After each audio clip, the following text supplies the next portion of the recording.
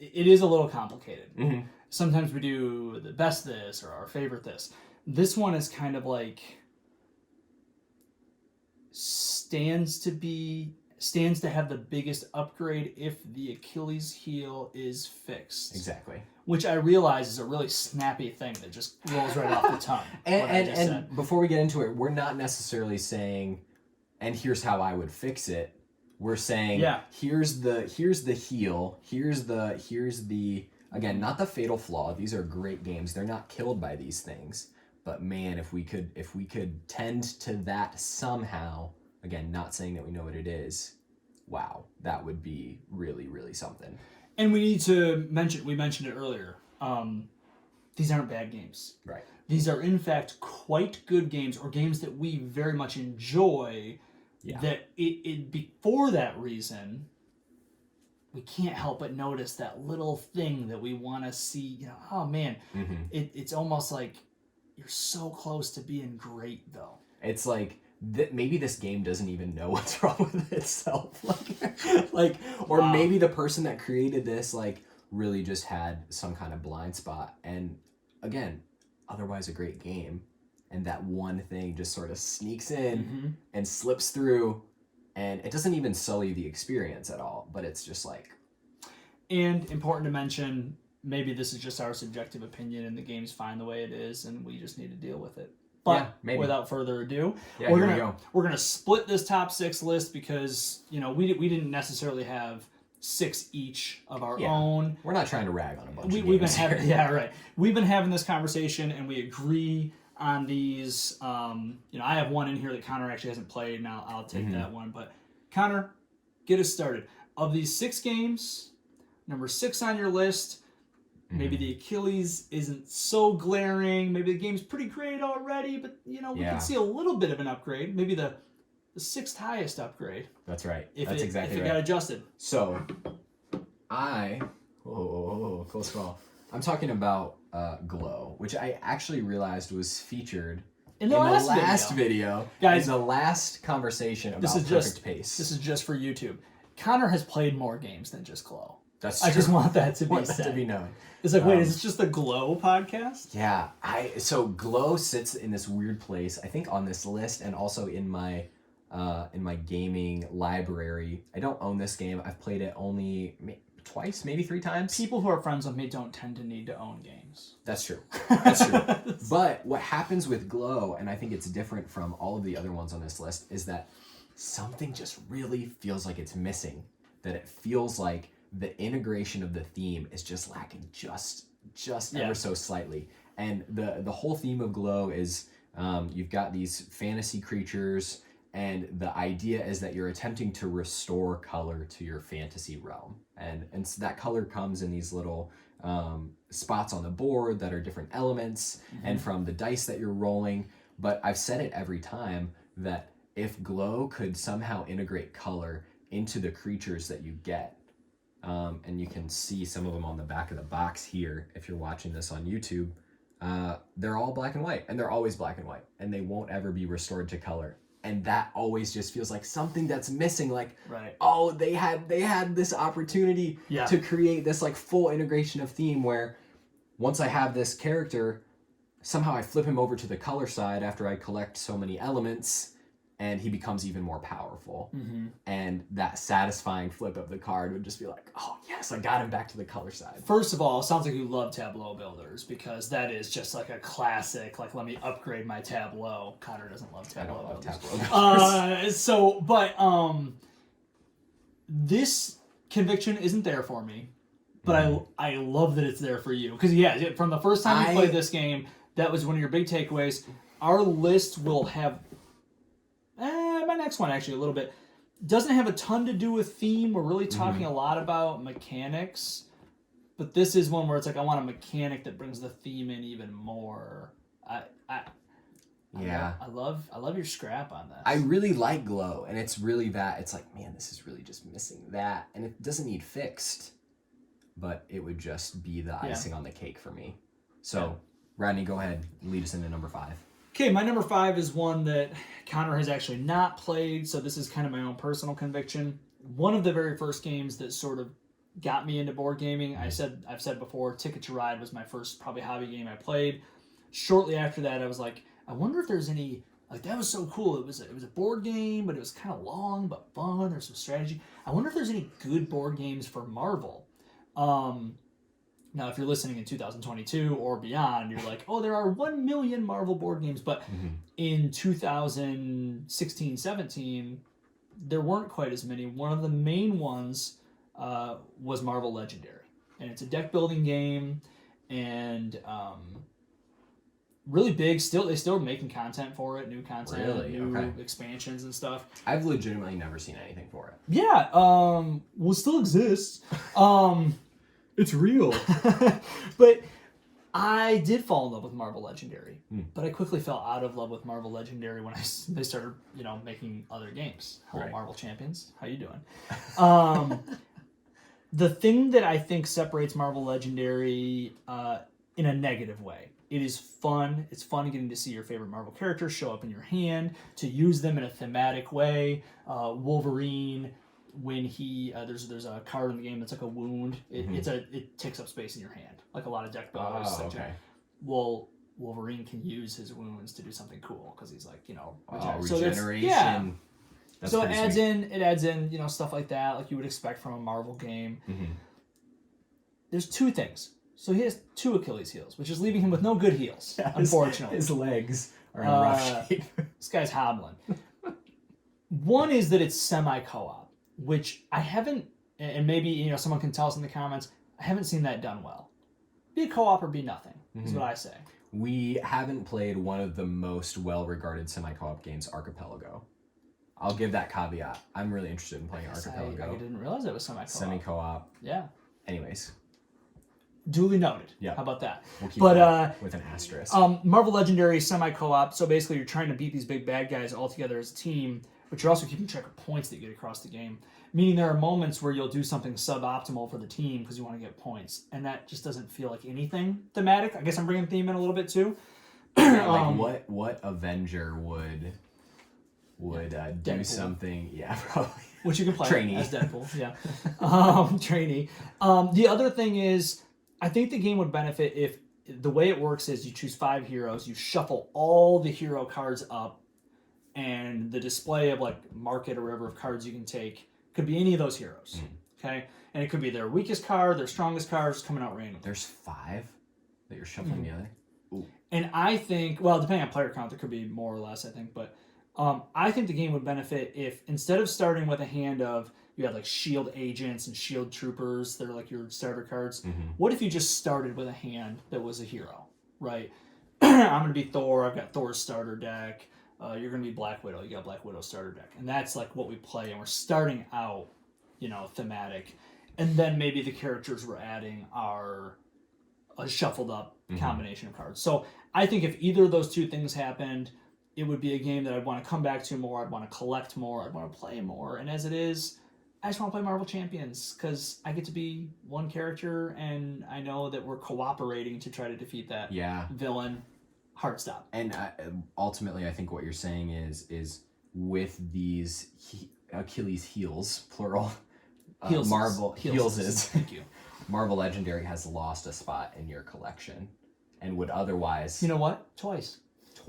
Yeah, and sold it and then bought it again. may otherwise rise to the top as one of your favorite games if it had. There's a lot of ways that it's more accessible than Marvel Champions because it is just kind of a straight up deck builder, so you could bring people around the table. Also, kind of not as good looking, not as pretty, and that actually matters to me if you're playing a comic book character game because like there's a visual aesthetic that matters. So.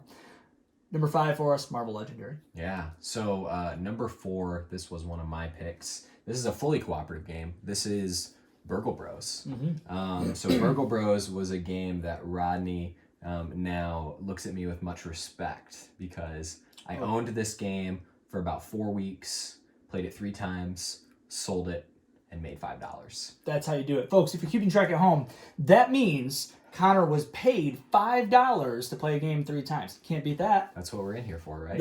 Burgle Bros is a fully cooperative game, and the system is so cool. The way that you move around the map and your team sort of collaborates with your different with your different powers, it's hard. It's hard to beat the game, which is one of the marks for me of a really good co-op. Is it really hard? Like, do I have to try multiple times to win this game? But Burgle Bros Achilles heel is the setup and teardown. There's all these tiles that go in different areas. You're creating 3 floors of a building. There's all these little marker chit pieces that aren't very intuitive for what they're supposed to do. And so when the rule book says, grab this, it doesn't necessarily show a picture of it. So you're like trying to figure out which one of these is what. And there's these little wooden pieces that are the walls that have to go in between certain tiles, but not all of them. And so the whole setup legitimately probably takes 25 to 30 minutes, and the game plays in about 45 minutes. And so if that setup time could somehow be shortened, maybe if there were just like preset maps, again, the game is very small. So that's part of what they're trying to do, is create a small co-op game in a small box that has a big payoff, which it does. So for an example, a few months ago, I busted out Burgle Bros as the first game of a game night. And part of the whole night was a little bit like, we spent, 40 of the first hour and a half, 40 minutes of the first hour and a half just setting up and tearing this down. Yeah. And we only got 50 minutes of playing the game. That's tough. And if that could be fixed, Burgle Bros is a great co-op. If that could be slashed out of there somehow, again, I'm not saying I know what it is. That would be awesome. Right. And we would house rule it if we knew what it was, or have a storage solution or something. Again, we want to remind people on this one, we're not saying these games are bad. No. We're saying, in fact, if you don't mind the thing we're talking about, if you're listening to Con and you're like, I think it's fine if Glow stays black and white, then you better play Glow because it's awesome. Yeah. Right? But we would actually recommend any of these games. We're only saying, if you're like us, you might play them and start thinking, what's that thing I'm noticing? What's that? There's a little something off. That bring me to my number 3. Yeah, bring it on. And it's Res Arcana. Res Arcana is a super fun, I always use the phrase like wombo combo, like, this card is giving me these pieces, which help me pay for this card, which help me, tableau builder for sure, but like, you're synergizing. You're making an engine. You're hoping to get to 10 points before everybody else does. There's some cool moments where it's like, if I pass first, the first person to pass every round gets a point. They get the first player token for next time, but it's also worth a point, so that could get factored into the final score. So it's got good player interaction. You've told me on a number of occasions this might be the game that you and Riley have played the most together. No, I did say that, and I'm just trying to think. It may have been overtaken. No, it has to be. It has to be the game that I played the most with my wife. One thing we've thought of is, it is so dark, and again, we're not trying to be like overly sensitive to this or that theme, but some of the cards in here, and I'll put them up, on the video on the screen. There's a sacrificial pit. There's a flaming altar with like a pentagram in the middle. There's a hand of destiny or whatever. That's like a severed hand. That's like, and listen, honestly, if you're playing with your buddies and that doesn't bother any of you guys, go play this game, learn it, get good at it. It's a super fun game. It's on BGA. What a great website. That's boardgamearena.com. First sponsor, maybe? Not sponsored, just so you know. But we found ourselves thinking, wow, if my kid is 10 years old and starts falling in love with games, this actually is a game that a 10-year-old who's interested in games could get into. Yeah, they would understand it on a mechanical level. Yeah, they'd be able to play if they wanted to learn games.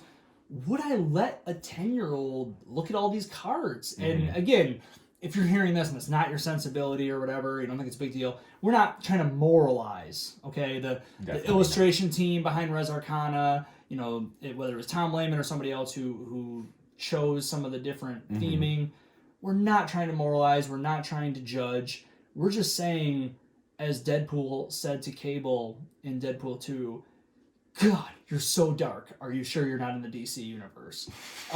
It's just like, wow, you're a snappy little engine building combo. Yeah. Why are you such a little dark bad boy? Right, compared to something like Spirit Island, which has a similar kind of feel where it's got this dark artwork, the theme of the game and the mechanisms sort of lend to it being kind of dark.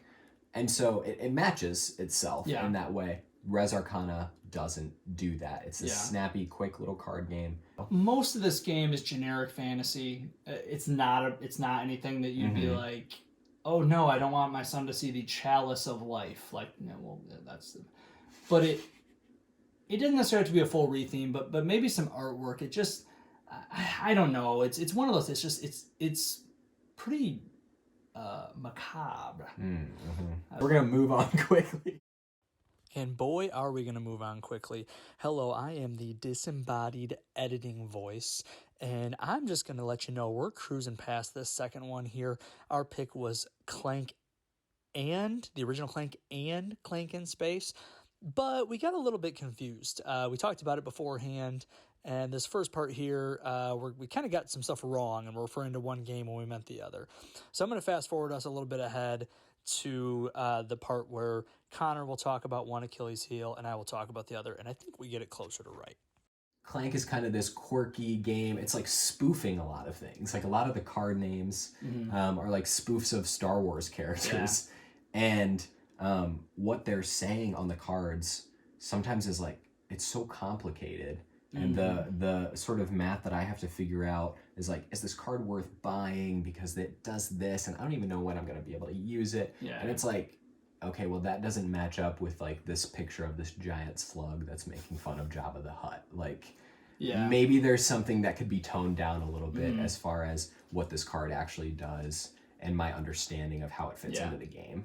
It's so funny because in my experience with both Clanks, original Clank, it's like a not good feeling. Like you want to push your luck, you want to go deeper in, and when someone just like barely gets below the surface, grabs a treasure and gets out of there, it's kind of like, well, okay, I know why you did that, but like now the game's shorter and it's whatever.